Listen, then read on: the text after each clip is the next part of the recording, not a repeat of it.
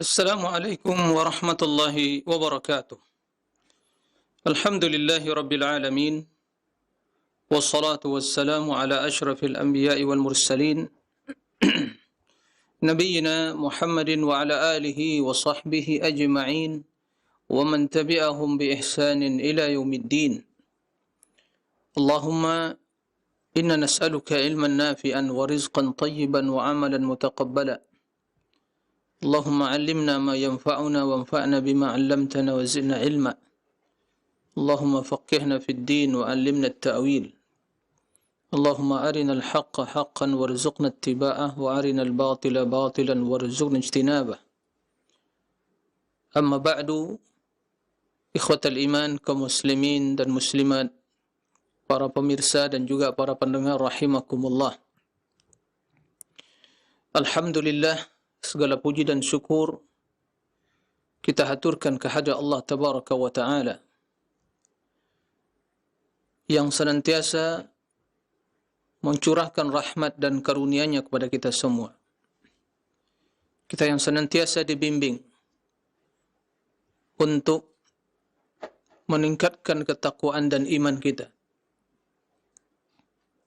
mempersiapkan bekal menuju negeri akhirat, belajar ilmu agama, serta berbagai kemudahan dan pertolongan untuk beribadah kepada Allah Subhanahu wa Ta'ala,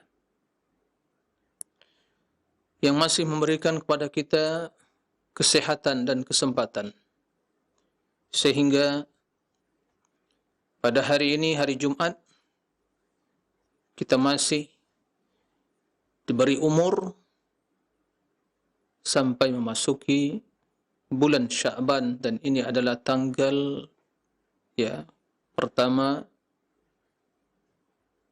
hari pertama dari bulan Sya'ban, tanggal 1 dari bulan Sya'ban, yang tentunya setelah Sya'ban akan datang bulan Ramadan.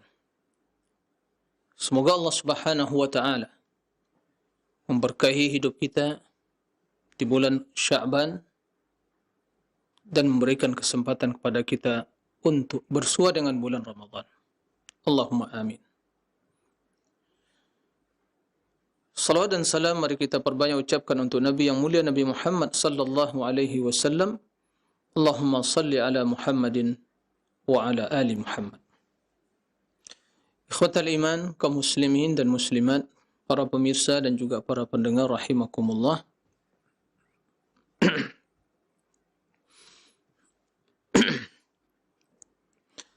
Pada kesempatan yang mulia ini, pada tanggal 1 Sya'ban 1443 Hijriah, kita akan memulai mengkaji, membahas akidah ahli sunnah wal jamaah firqatun najiyah, yang akan kita sadur dari kitab ringkasan Ma'arij al-Qabul fi syarhi Sulamil Wusul fi bayani ma ja'a bihi ar-Rasul. Kitab Ma'arijul Qabul karya Syekh Al-Allamah Hafidh bin Ahmad Al-Hakami, salah seorang ulama yang dilahirkan di Mamlakah Al-Arabiyah As-Saudiyah, yang merupakan ulama yang memiliki akidah sesudah akidah ahli sunnati wal jamaah, dan yang memiliki kecerdasan dan semangat dalam menebarkan akidah di zaman atau selama beliau hidup, dan yang senantiasa memberikan keilmuan, penjelasan kepada kaum muslimin melalui karya tulisnya yang sampai sekarang menjadi referensi di dalam mengkaji akidah ahli sunnati wal jamaah dan dalam perkara-perkara yang lainnya.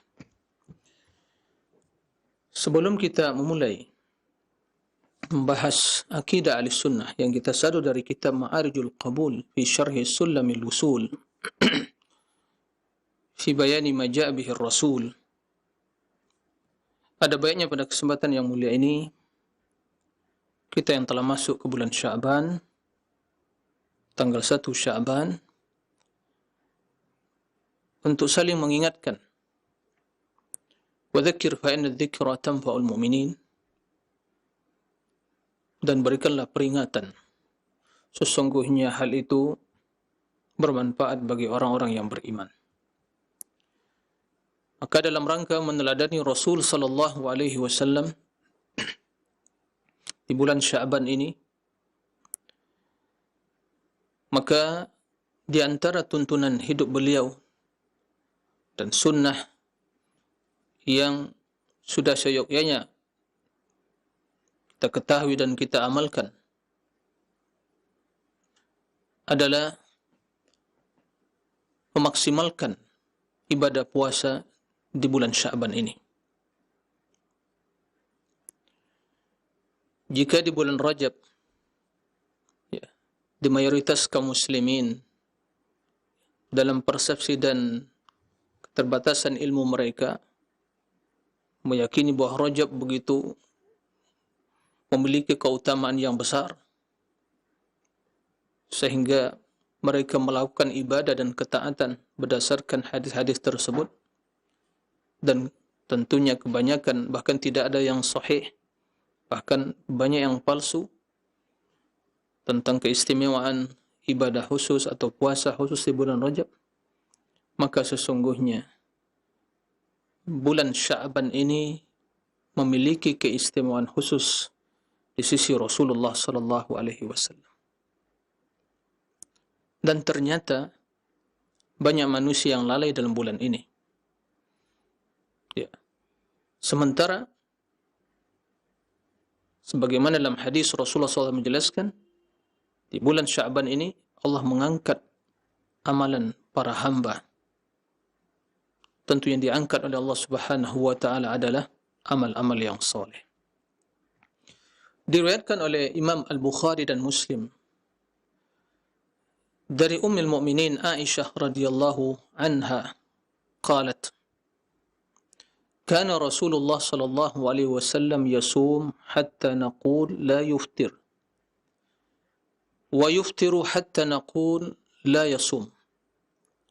وما رأيت رسول الله صلى الله عليه وسلم استكمل صيام شهر إلا في رمضان وما رأيته أكثر منه أو أكثر صياما منه في شعبان.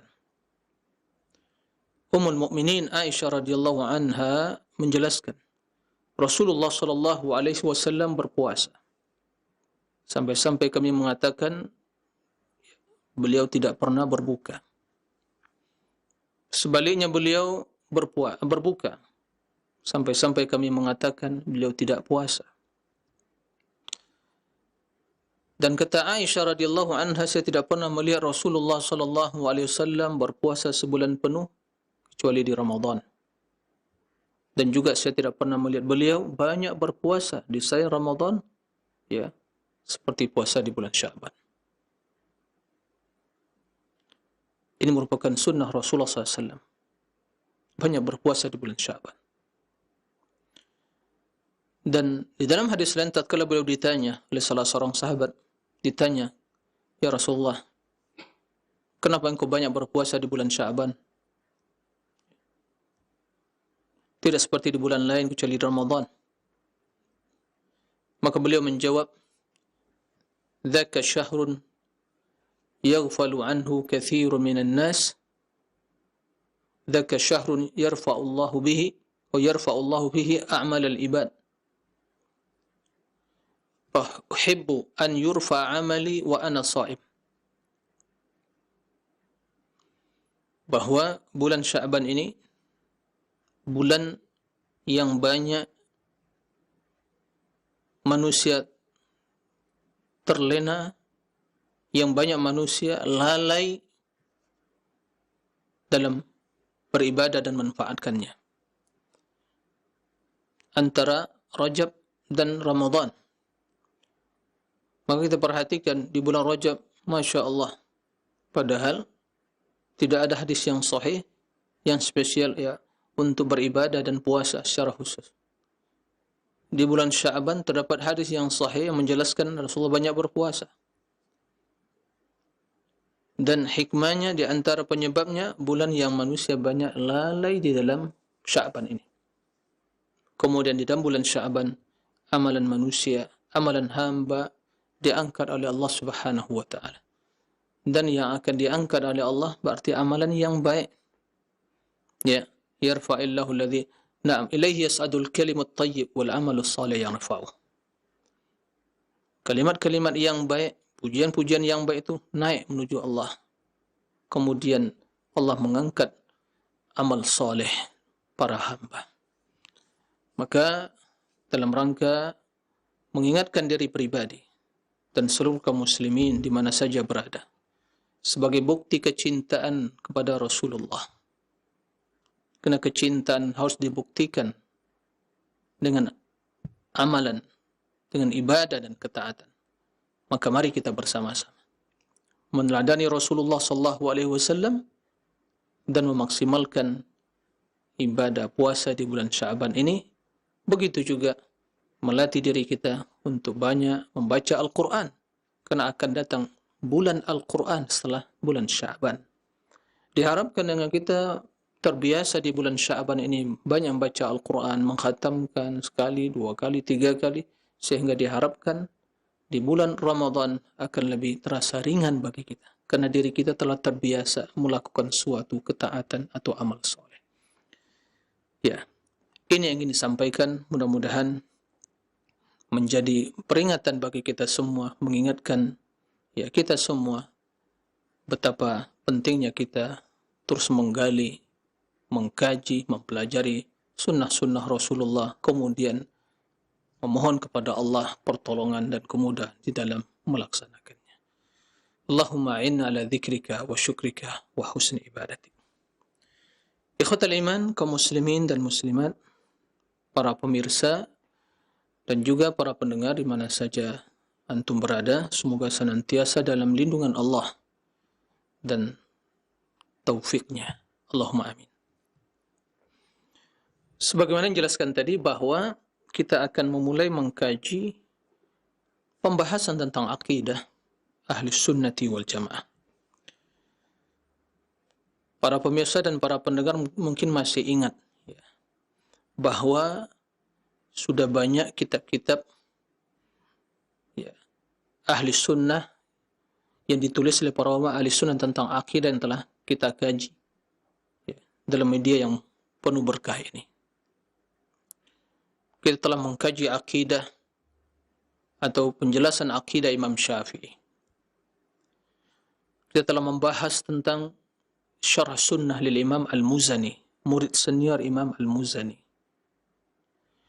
Kita juga telah pernah membahas ya, kitab yaitu usul atau i'tiqad ahli sunnah wal jamaah di Abu Bakar Al-Ismaili. Kita juga telah pernah mengkaji kitab Aqidatus Salaf wa Ashabul Hadith Imam As-Sabuni. Ya. Dan juga telah pernah membahas kitab Tajridut Tauhid Imam Al-Miqrizi. Semua mereka ya, diawali dengan imam mereka itu Imam Syafi'i, Muhammad bin Idris Asy-Syafi'i Al-Qurashi Al-Muttalibi. Kemudian murid-murid beliau yang setia berjalan di atas sunnah mengikuti akidahnya. Imam Al-Muzani, Abu Bakar Ismaili, kemudian As-Sabuni, na'am. Kemudian Tajridut Tauhid Imam Al-Miqrizi yang hidup di abad ke-8 Hijriah. Ya. Kemudian kita juga telah pernah membaca kitab Al-Ibanah fi Usulid Diyanah karya Imam Abul Hasan Al-Asy'ari. Kemudian telah pernah membahas kitab Al-Aqidah Tahawiyah. Subhanallah. Kemudian pembahasan yang terakhir pernah kita membahas tentang tauhid asma wa sifat secara khusus spesial. Ya.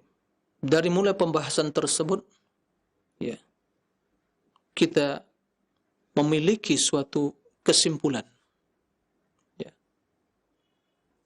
bahwa perkara akidah, ya, perkara keimanan dan akidah, dan kita berbicara tentang akidah ahli sunnah, maka sesungguhnya ulama ahli sunnah, kaum muslimin ahli sunnah, ya, kita yang menulis tentang akidah tersebut, tidak ada perbedaan dalam perkara akidah. Akidah mereka hanya mengikuti akidah Rasulullah SAW, akidah para sahabat Nabi SAW. Ini yang harus kita pahami. Ya. Dan itu yang harus kita ikuti. Karena perkara akidah, diulangi bahwa karena perkara akidah, perkara yang telah baku. Tidak ada perubahan. Berarti mereka sepakat dalam perkara akidah. Ya. Dan sesungguhnya kalau kita ingin membaca kitab-kitab ulama yang lain dari madhab yang mengikuti madhab Abu Hanifah atau madhab Malik, ya, atau Imam Ahmad, maka kita akan mendapatkan, ya, substansi yang sama tentang akidah, kontennya sama, kendati redaksinya, teksnya yang berbeda. Kenapa demikian? Karena sumber pengambilan akidah mereka sama, Al-Quran dan hadis, mengikuti salafus soleh. Ini yang harus kita pahami, ini yang harus kita yakini, sehingga tidak ada warna-warni dalam akidah, ya, atau dalam konsep hidup beragama.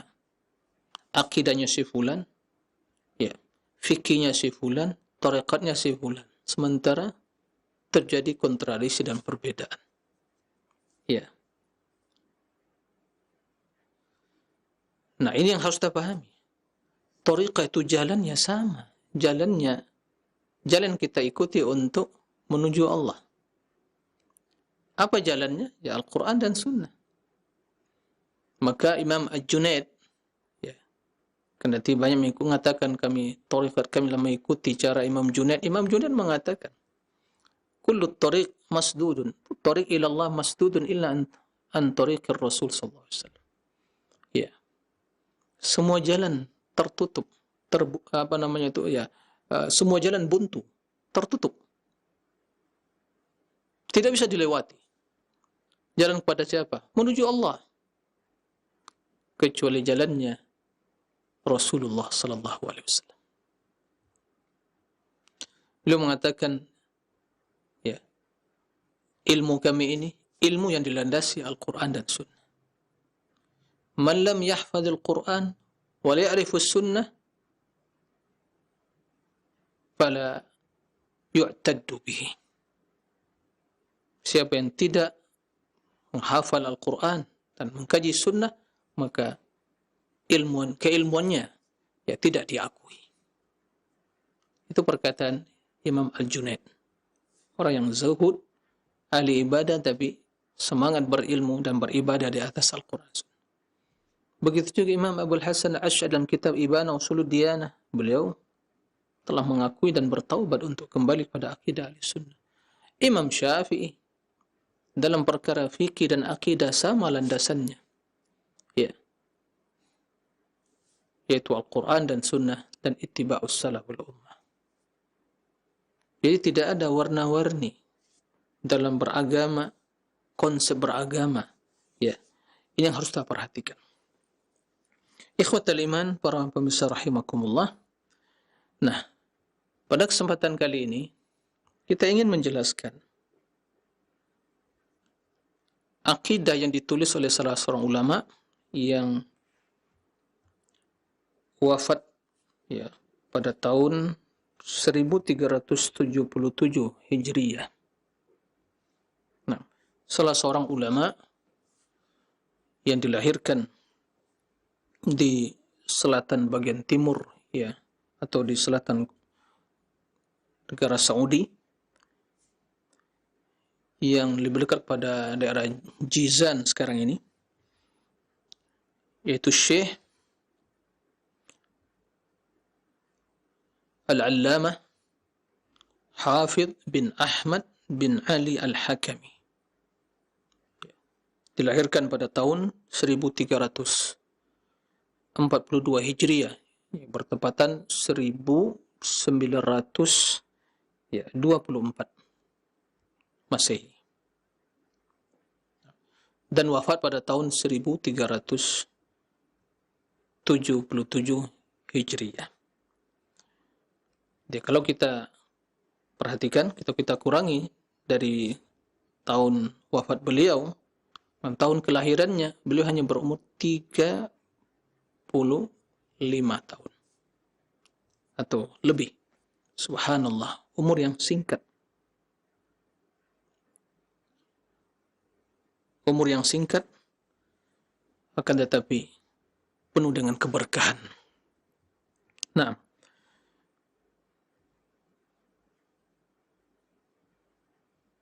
beliau dilahirkan di daerah namanya As-Salam, yaitu mungkin bisa kita katakan ya kecamatan dari Kabupaten Al-Madayah yang terdapat di selatan bagian timur kota Jizan, salah satu ya provinsi yang ada di Kerajaan Saudi Arabia.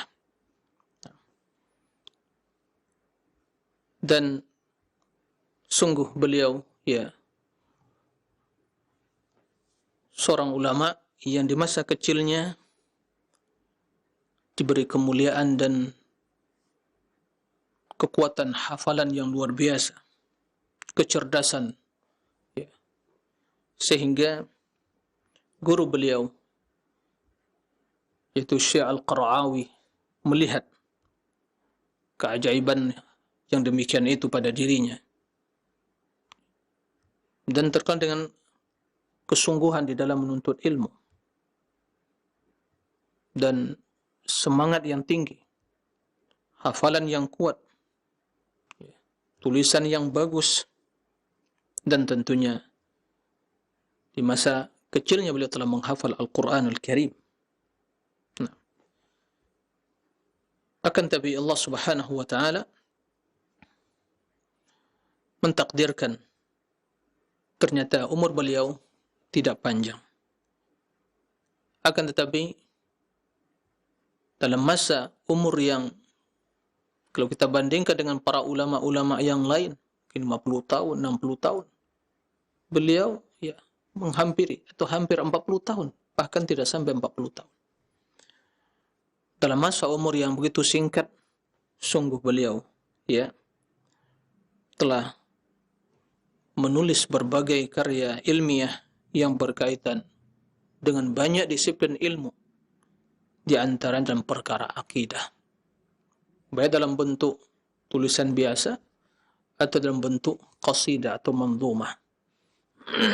Karena beliau adalah ahli bahasa sastra Arab, menguasai hal itu dan begitu cepat menulis syair, ya, syair bahasa Arab, dan itu yang dan banyak disiplin keilmuan itu dituangkan beliau dalam tulisannya dalam bentuk syair atau manzumah atau qasidah. Ikhwatal iman, para pemirsa dan juga para pendengar kaum muslimin di mana saja berada. Ya, itu hanya biografi singkat tentang beliau. Beliau diwafatkan ya atau beliau wafat pada tahun 1377 Hijriah seusai melaksanakan ibadah haji yang bertepatan pada tahun 1958 ya 58 ya Masehi, sehingga hanya berumur 35 tahun 35 tahun dan 3 bulan. Subhanallah, 35 tahun, sungguh umur yang masih muda, tapi umur yang muda, subhanallah, kemampuan, kematangan dalam ilmu melebihi umur orang-orang yang lebih tua darinya. Maka tidak heran bila gurunya Syekh Al-Qara'awi sungguh sangat takjub dengan beliau dan ya, memiliki firasat tentang Syekh Hafidh Hakami bahwa jika Allah menghendaki beliau berumur panjang, kesungguh suatu ya tanda kebesaran dan keagungan Allah yang diberikan oleh Allah, kekuatan hafalan, kemudian kecerdasan. Akan tapi Allah menghendaki yang lain. Ikhwatal iman, para pemirsa dan juga para pendengar rahimakumullah, di antara karya tulis beliau ya, masalah akidah. Dalam masalah akidah yaitu Sulamul Usul ila ilmi al-usul fi tauhidillah wa ittiba'ir rasul. Ini dalam bentuk ya syair atau manzumah yang menjelaskan tentang akidah ahli sunnah. Nah, Sulamul Usul ini disyarah oleh beliau. Dan syarahnya itu ya diberi judul oleh beliau Ma'arijul Qabul bi syarhi Sulamil Usul ila ilmil usul. Nah, Sulamul Usul, tangga ya untuk usul, untuk sampai membahas perkara usul atau akidah tentang tauhid Allah dan sunnah Rasul. Kemudian disyarah langsung oleh beliau berjudul Ma'arijul Qabul ya bisyarhi Sulamil Usul ila ilmi al-usul. Nah, kitab ini akan kita kaji karena kitabnya panjang, ada 3 jilid, maka kita akan berusaha meringkas. Dan alhamdulillah ada ringkasan yang ditulis oleh seorang ya masyayikh Abu Mus'ab ya, dan meringkas kitab tersebut. Maka kita akan memanfaatkan ya, mengambil istifadah dari ringkasan dan juga kitab asalnya Ma'arijul Qabul. Kemudian juga kitab beliau A'lam As-Sunnah Al-Mansyurah li'itiqadi Ta'ifatin Najiyatil Mansurah. Jadi pilar-pilar sunnah yang menjelaskan tentang akidah Firqatin Najiyah Ta'ifah Al-Mansurah. Ini kalau tidak salah telah dibahas oleh sebagian asatidzah dalam kajian ilmiah, kajian kitab di media yang penuh berkah ini. Begitu juga kitab beliau Al-Jawharah Al-Faridah fi Tahqiq Al-Aqidah. Dalam mustalah hadis Dalilu Arbabil Falah di Tahqiq Fann Al-Istilah. Begitu juga Al-Lu'lu' Al-Maknun fi Ahwal Al-Asanid wal Mutun. Dalam masalah fikih As-Subul As-Sawiyah li Fiqh As-Sunani Al-Marwiyah. Ya, usul fikih wasilatul husul ila muhimmatil usul. Nah. Begitu juga ya dalam masalah faraid ya tentang ilmu waris An-Nur Al-Faid min Syamsil Wahyi fi ilmi al-faraid. Dalam masalah sejarah, tarikh wasirah nabawiyah, sirah nabawiyah, Nailus Sawli, na'am, min tarikh al-umam wasiratul rasul. Nah, atau Nailus Sul min tarikh al-umami wasiratul rasul.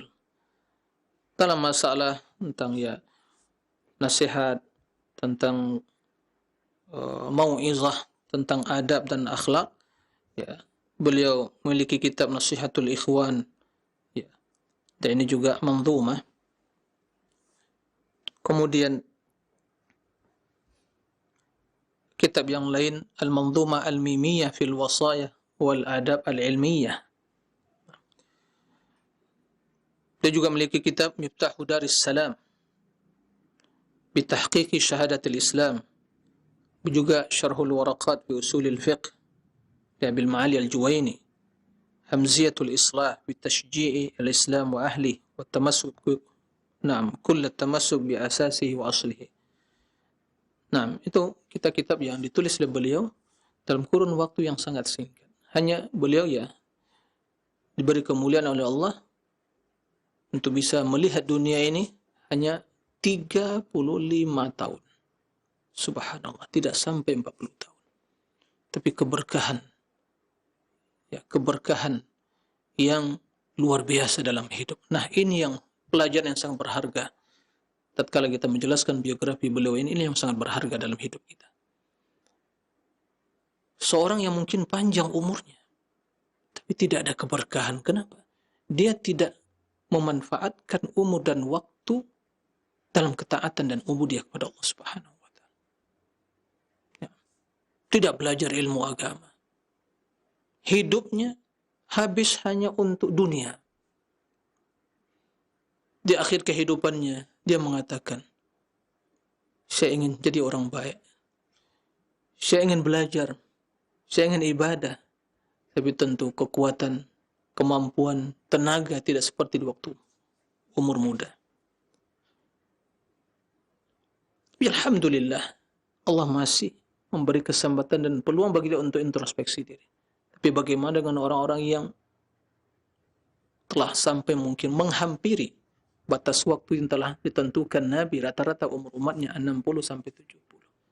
Belum juga kembali kepada Allah. Maka sesungguhnya orang yang baik itu atau orang yang mulia dalam hidup ini yang umurnya diisi dengan ketaatan sehingga menjadi berkah. Naam, tidak diragukan orang yang panjang umurnya tapi baik amalannya, itulah yang terbaik. Khairukum man tala umruhu wa hasuna amaluhu. Nah, orang yang baik di antara kalian adalah orang yang mulia, yang panjang umurnya dan baik amalannya. Tapi orang yang singkat umur tapi penuh di keberkahan, apalagi dalam urusan ilmu yang orang akan membaca, ya, setiap faedah, pelajaran, akidah yang kita dapatkan dari kitab yang ditulis oleh ulama, maka pahala akan mengalir kepada dia. Dan kita meyakini apa yang akan kita pelajari, kita bahas dari akidah Ahlussunnah yang dijelaskan oleh Syekh Hafidz Hakami ini, tentu pahala akan mengalir pada beliau. Maka pelajaran yang berharga sebagaimana kita sampaikan tadi, mari kita isi umur kita ini dengan ketaatan kepada Allah. Kita ingin meraih keberkahan. Dunia tidak akan pernah memuaskan, tapi selalu membuat kita dahaga dan terus berlari mencari dunia. Nah, tapi bila kita mencari akhirat, maka bi'idznillah umur akan semakin berkah. Harta pun semakin berkah. Kedudukan semakin berkah. Sehingga keluarga, anak juga semakin berkah. Dan itulah yang menjadi pertanda kemuliaan dan kebahagiaan seorang hamba. Nah, ikhwatal iman, para pemirsa dan juga para pendengar rahimakumullah. Taib. Kita tidak akan membaca syairnya atau manzumanya, tapi akan langsung membaca syarah yang dijelaskan oleh beliau, dan sebagaimana yang dijelaskan tadi juga ringkasan dari kitab Ma'arij al-Qabul. Akan tapi pada kesempatan yang mulia ini, di awal pembahasan tentang Ma'arij al-Qabul ini, kita perlu membaca sedikit dari penjelasan atau muqaddimah yang ditulis oleh Imam Al-Syekh Al-Allamah Hafidz Al-Hakami rahimahullah. Di dalam muqaddimah tersebut beliau menjelaskan, memperkenalkan Allah kepada para hamba. Sehingga begitu dia memulai muqaddimah, beliau menyebutkan berbagai nama dan sifat-sifat Allah Subhanahu wa taala dan juga tentang kekuasaan Allah Subhanahu wa taala. Yang kesimpulannya adalah jika Allah yang maha mulia, yang maha perkasa, yang maha agung, maka dialah yang berhak diibadati. Maka barang siapa yang tidak kenal kepada Allah, tidak mengenal nama-nama dan sifatnya, tidak mengenal rububiyahnya, tidak mengenal bahwa Allah yang berhak untuk diibadati, maka sungguh dia tidak akan pernah meraih kebahagiaan dan kemuliaan. Taib. Di dalam muqaddimah Ma'arijul Qabul tersebut, sebagaimana yang diutarakan tadi, sungguh beliau menjelaskan secara terperinci, menyebutkan nama-nama Allah kemudian dijelaskan maknanya. yang bisa disimpulkan bahwa muqaddimah adalah sebagai penjelasan syarah tentang asma wa sifat. Dan pembahasan asma wa sifat telah kita bahas. Ya.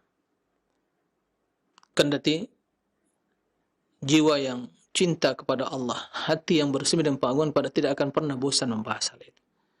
Tapi karena konsentrasi kita pada kesempatan kajian tentang kitab Ma'ajul Qabul ini, pembahasan perkara-perkara yang dijelaskan oleh beliau, dan juga dalam pembahasan nantinya kita akan membahas, akan mencakup pembahasan ini tentang tauhid asma wa sifat, tauhid rububiyah dan uluhiyah, dan perkara keimanan yang lain tentang masalah iman pada para malaikat, iman pada para rasul, pada kitab, yaumul akhir, dan pada qada dan qadar, dan perkara-perkara akidah yang lainnya yang merupakan prinsip beragama ahli sunnati wal jamaah at-taifah al-mansurah al-firqatun najiyah.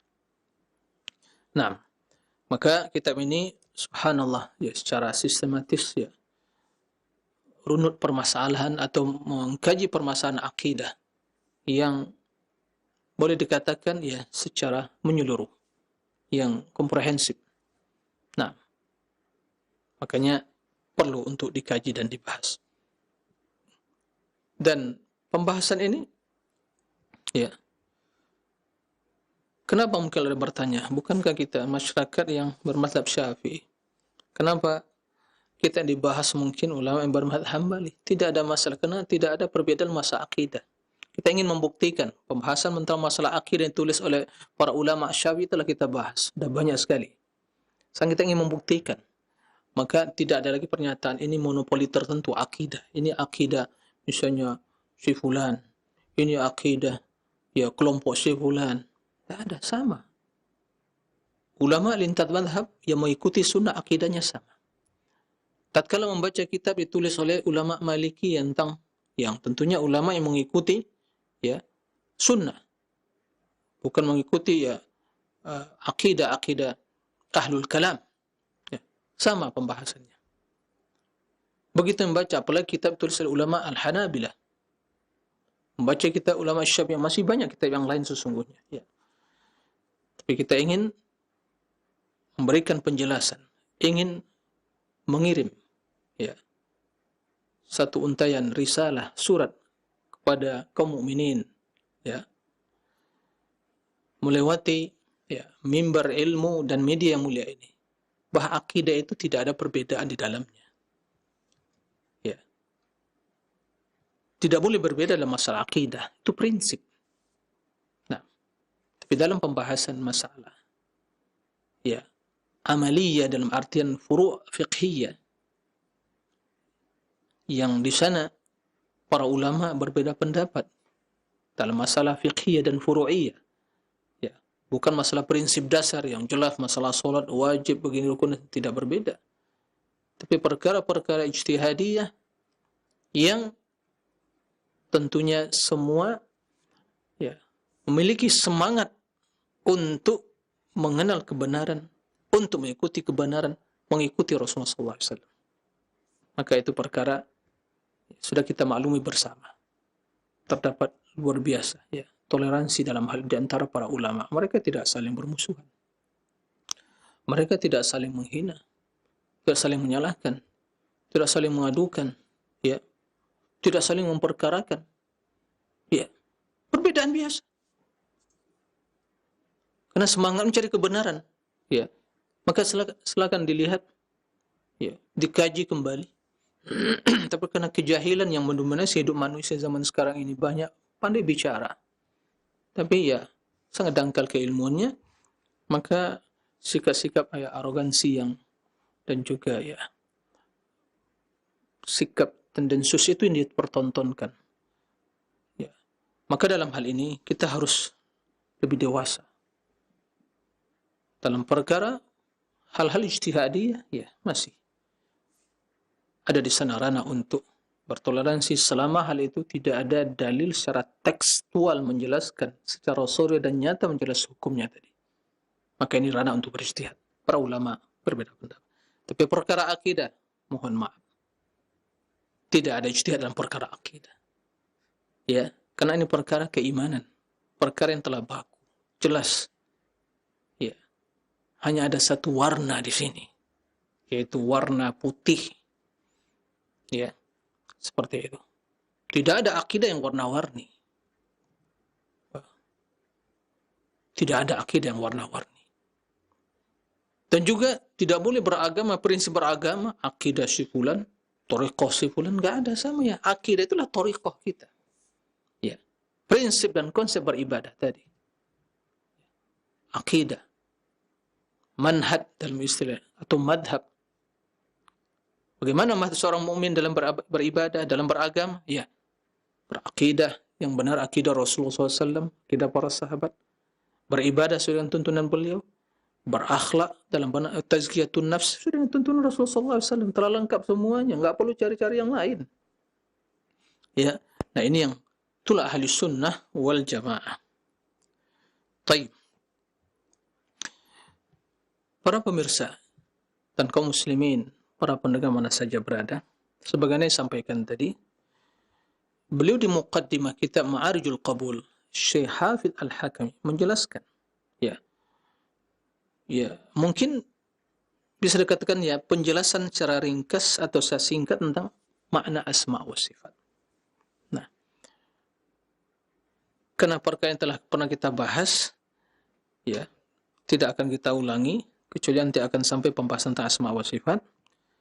Tapi satu hal yang ingin disampaikan pada kesempatan kali ini, begitu beliau dengan panjang lebar menjelaskan ya nama-nama Allah Subhanahu wa ta'ala dan maknanya.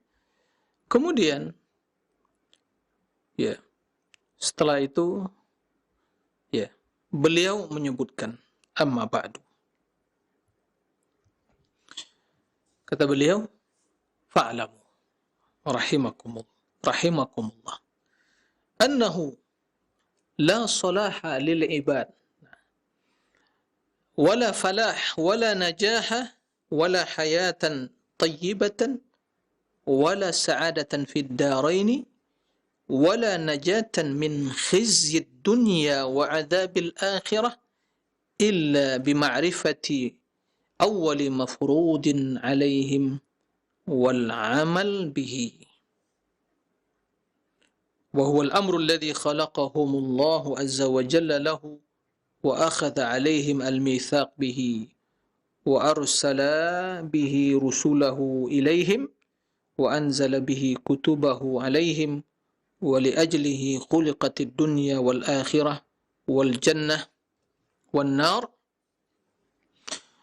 وبه حقت الحاقة ووقعت الواقعة وفي شأنه تنصب الموازين وتتطاير الصحف وفيه تكون الشقاوة والسعادة وعلى حسب ذلك تقسم الأنوار ومن لم يجعل الله له نورا فما له من نور وذلك الأمر هو معرفة الله عز وجل بإلهيته وربوبيته وأسمائه وصفاته وتوحيده بذلك. طيب, yang artinya atau kesimpulannya, kata beliau, ketahuilah, semoga Allah merahmati kalian semua. Sesungguhnya la solaha, tidak ada kesolehan, kebaikan bagi seorang, bagi hamba, ya, al-ibad, wala falah, wala najah, keberuntungan, kesuksesan, wala hayatan tayyibah, dan tidak akan pernah merasakan hayatan tayyibah, hidup yang mulia, dan kebahagiaan dunia akhirat, selamat dari azab, ya, dari khizyid dunia, ya, kejelekan dunia, dan azab akhirah, kecuali dengan mengetahui, ya, kewajiban yang pertama atas mereka, wal amal bi, dan mengamalkannya. Timbul pertanyaan, apa kewajiban yang pertama? Kewajiban yang pertama dan utama bagi kita semua, ya, ini yang harus kita ketahui.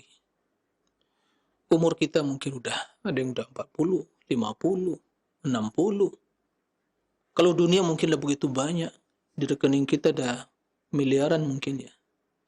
Tapi sampai detik ini, yang kita telah berumur, sudahkah kita mengenal, mengetahui kewajiban utama dan pertama kita untuk meraih kemuliaan, kebahagiaan, kesuksesan, hidup yang mulia, dunia akhirat?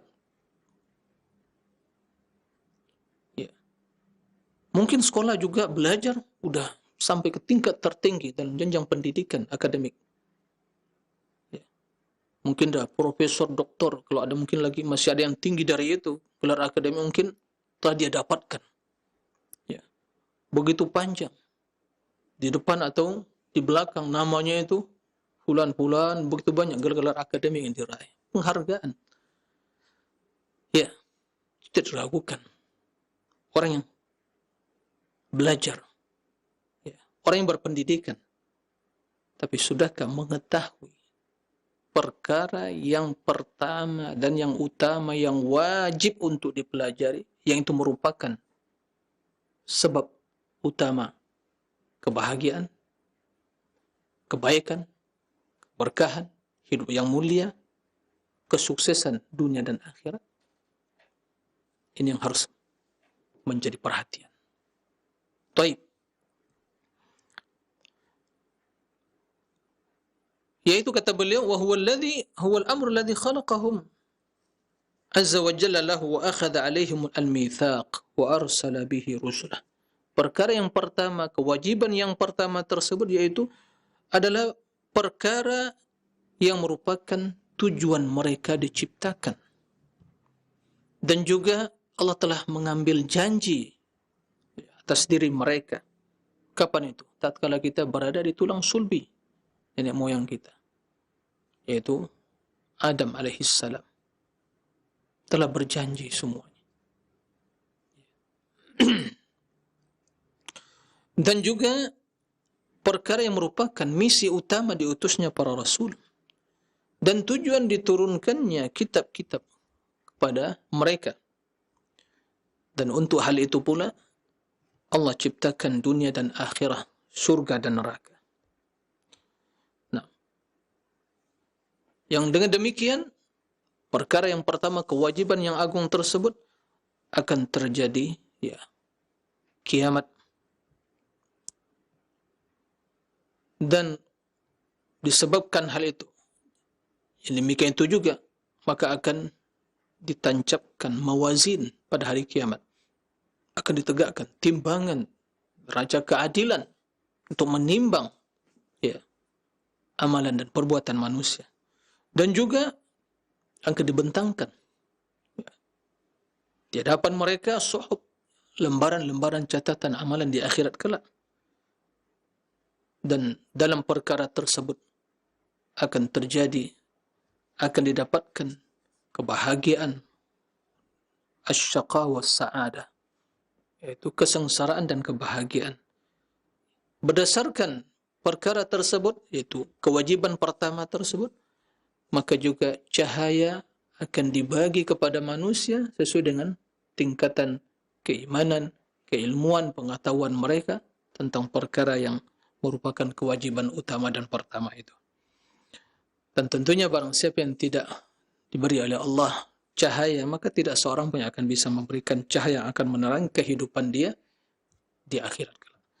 Nah, apa perkara yang menjadi kewajiban pertama dan yang utama atas setiap hamba?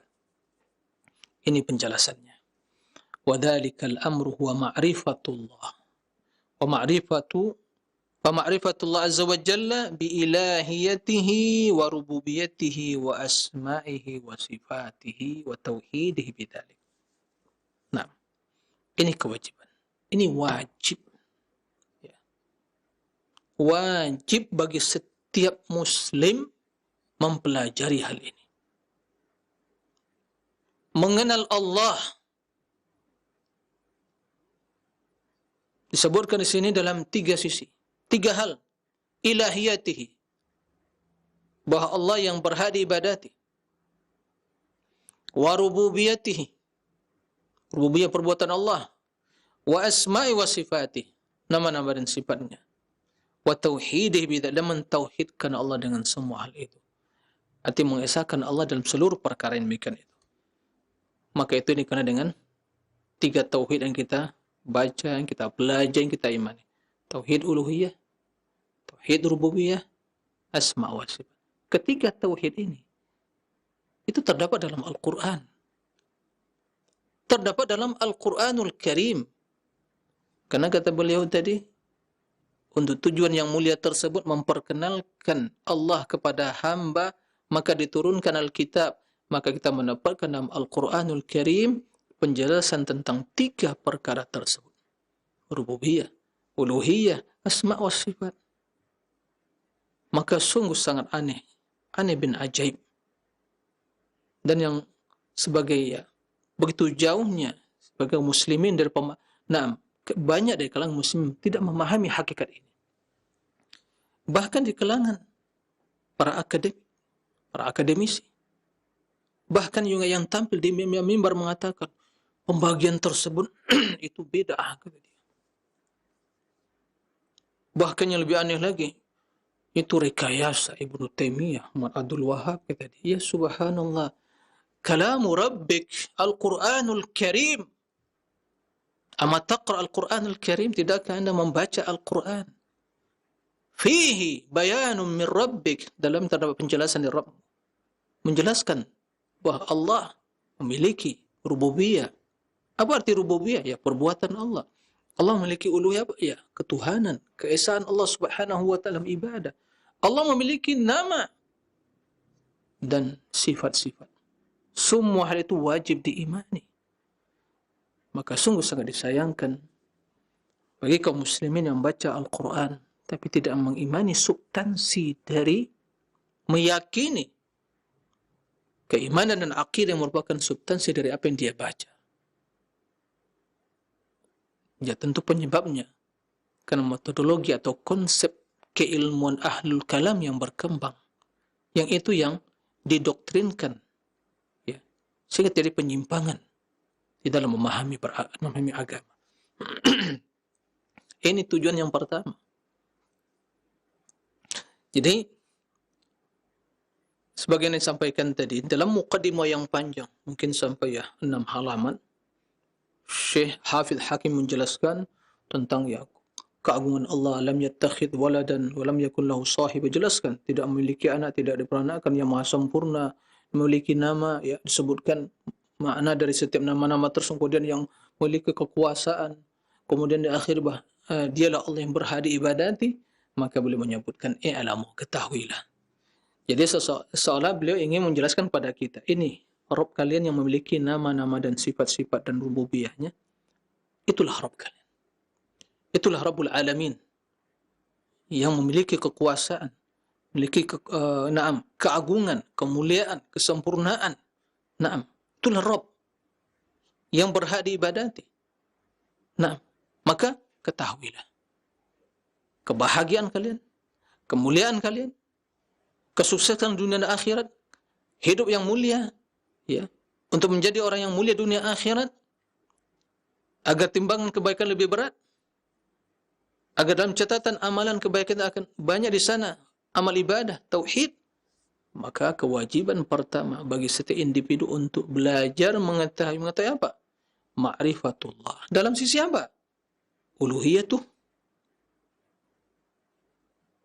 rububiyatuhu, wa asma wa sifat. 3 perkara. Ini yang selalu kita ulang-ulang. Kenapa? Karena substansi. Ya. Al-Quranul Karim. Silakan baca Al-Quranul Karim. Begitu pertama baca Fatihah, apa yang kita dapatkan? Alhamdulillah. Bahkan begitu Bismillah, udah Bismillah. Allah. Ar-Rahman Ar-Rahim. Ar-Rahman Ar-Rahim. Alhamdulillah. Alhamdulillah. Siapa Allah? Rabbul Alamin. Ar-Rahman Ar-Rahim. Jadi Rabb, Allah yang Rabbul Alamin itu memiliki nama Ar-Rahman Ar-Rahim. Berarti sifatnya rahmah. Maka dengan rahmat Allah kita bisa mengkaji, kita bisa membahas, kita bisa berbuat, kita bisa beribadah, mengenal kebenaran. Rahmat Allah. Dan dengan rahmat kita hidup. Dapat makanan, minuman, pakaian, tempat tinggal. Semua rahmat Allah Subhanahu wa ta'ala. Rahmat yang luas, rahmat yang spesial. Setelah itu apa? Malik yaumiddin, nah, semua kekuasaan Allah. Apalagi di akhirat. Tidak ada yang berkuasa kecuali Allah Subhanahu wa taala. Kemudian setelah itu kita berikrar. Terus 17 kali dalam salat kita, rakaat salat. Iyyaka na'budu wa iyyaka nasta'in. Ya Allah, hanya kepada Engkau kami menghambakan diri. Engkau yang hanya kami ibadati, ya Allah. Berarti Allah yang berhak diibadati uluhiyatuh. Ilah.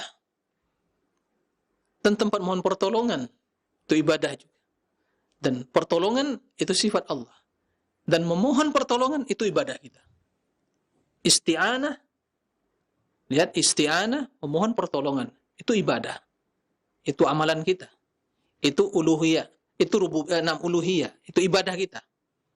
Akan tetapi al-aunu, pertolongan, itu sifat Allah. Allah yang memberikan pertolongan. Allahumma a'inni, kan begitu dalam hadis. Ya Allah, beri akulah pertolongan. Ihris ala ma yanfa'u wasta'in billah. Bersungguh-sungguhlah, ya, ala ma yanfa'u, untuk mendapatkan hal yang bermanfaat bagi dirimu, dan wasta'in billah, mohon pertolongan pada Allah Subhanahu wa taala. Subhanallah, simpel banget. Nah, disayangkan banyak dari kaum muslimin memahami hakikat seperti itu. Maka berdasarkan Allah yang memiliki nama-nama dan kemuliaan tadi, Rabbul Alamin, kekuasaan.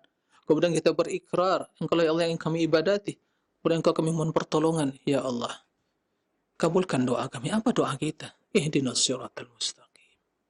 Siratal ladzina an'amta 'alaihim ghairil maghdubi 'alaihim waladdallin. Nah, semua kita yakin yang masih sholat membaca itu. Nah, kalau nggak sholat ya nggak membaca. Yang memang tidak sholat. Dan tidak ada arti keislamannya. Tapi yang masih sholat, yang sholat. Apalagi banyak sholat sunnahnya. Ya, membaca 17 kali. Nah, bagaimana refleksi hal itu? Implementasi. Realisasi dalam hidup kita. Bagaimana kita bisa menerjemahkan, ya, dalam kehidupan yang nyata. Mulai dari akidah kita, pengamalan kita, dan perilaku kita. Itu konsep hidup. Al-Fatihah itu konsep hidup. Mencakup secara keseluruhan. Nah, makanya surat yang paling agung. Jadi bukan rekayasa ulama itu. Mereka telah bersungguh-sungguh membantu kita semua yang miskin, yang lemah ini. Kalau kita sini mungkin tidak paham. Karena keilmuan kita, banyak kebodohan kita, keterbatasan kita. Mereka membantu kita, dijelaskan. Ini maknanya yang benar. Ya. Maka kita paham, oh iya. Jadi bukan mereka yang merekayasa, mereka memberikan kemudahan. Jadi diberikan sebuah istilah untuk lebih memudahkan kita memahami dan mengkaji tauhid uluhiyah. Karena Allah ilahun. Tauhid ibadah. Tauhid rububiyah, Rabbul Alamin. Tauhid, karena tauhid kalimat yang syar'i. Ya, Rasul yang mengucapkan, sahabat yang juga telah mengenal tauhid, kan gitu. Kemudian asma' wa sifat, karena ya walil asma'ul husna. Nah, maka diistilahkan tauhid asma' wa sifat. Ada yang ya apa namanya itu yang bertentangan? Tidak ada. Itu hanya sebuah istilah yang memudahkan kita. Dan substansinya apa? Ya, kita beriman bahwa Allah yang berhak diibadati. Kita tetapkan nama-nama dan sifat-sifatnya. Kita yakini Allah yang memiliki kekuasaan, perbuatan. Itulah rububiyah. Apalagi ada mengatakan ini sama ini. Membagi tauhid seperti Trinitas saja, kata dia. Subhanallah. Trinitas suatu kekufuran. Tauhid adalah keimanan. Kok bisa sama? Ya, semoga Allah memberikan ya hidayah pada kaum mukminin agar memahami hal ini. Nah, ini yang harus menjadi ya. Kita lanjutkan sedikit lagi ya. Apalagi wa ma'rifatu ma yunaqiduhu aw ba'dahu min asy-syirki wat ta'til wat tashbih wat tashabbuh wajtinabi dzalik.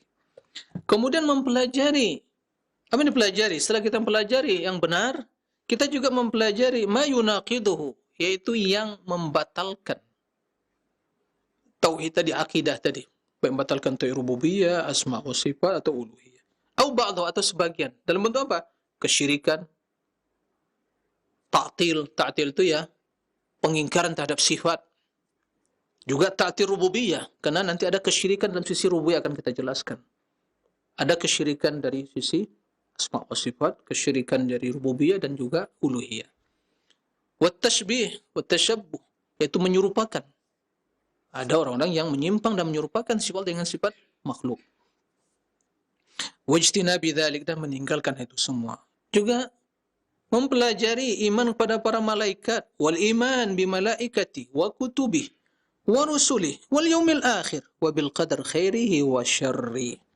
Jadi mempelajari iman kepada para malaikat, iman kepada kitab-kitab Allah, para rasul, yaumil akhir, iman pada qadar khairihi wa syarri, yang baik dan yang jelek.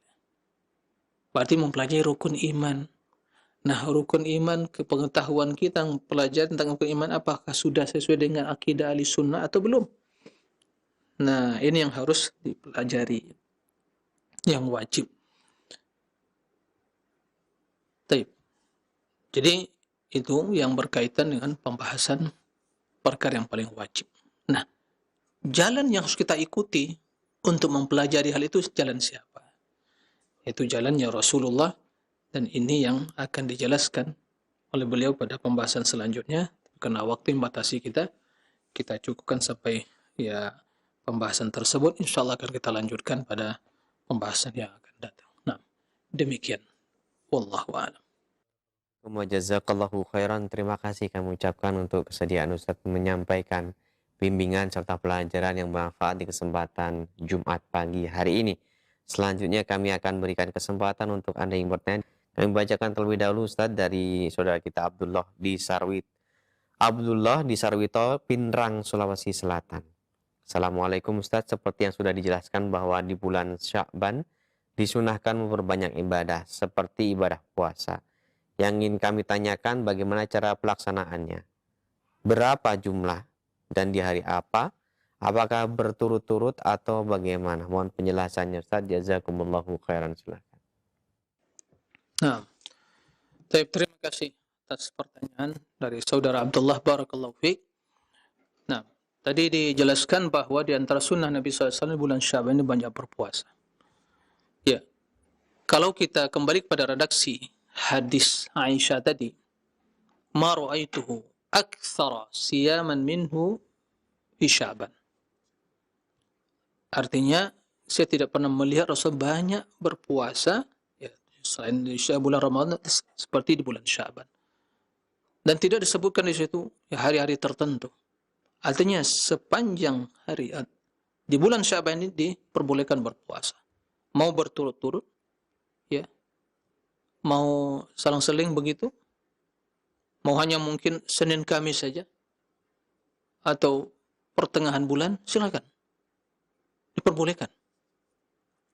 Ya, karena bahkan sebagian disebutkan dalam redaksi, yaitu kana yasumu Sya'ban kullah.